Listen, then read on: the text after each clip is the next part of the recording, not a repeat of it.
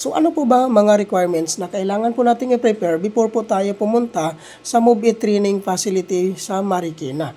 So ang number 1 po na requirements po dito guys, which is existing non-professional driver's license 6 month and above ang validity.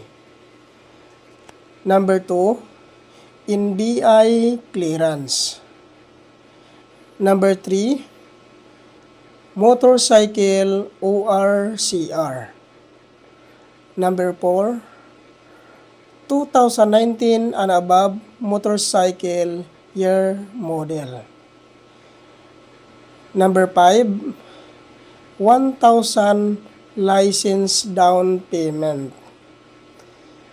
At number 6 naman po, no LTO violation. Regarding naman po sa mga wala pa pong NBI clearance, pwede naman po to follow ang NBI clearance kung sakali hindi po available sa inyo. At doon naman po sa mga hindi po nakapangalan sa inyo yung mga motor, ay kailangan nyo lang po magdala ng authorization letter. Kailangan po, nakanotarize po yon. Then, hingian nyo po ng 1 valid government IDC owner, ipotocopy nyo po, at papirmahin nyo po ng 3 beses sa baba. At doon naman po sa mga sikanan po yung pagkabili ng motor, ay kailangan nyo lang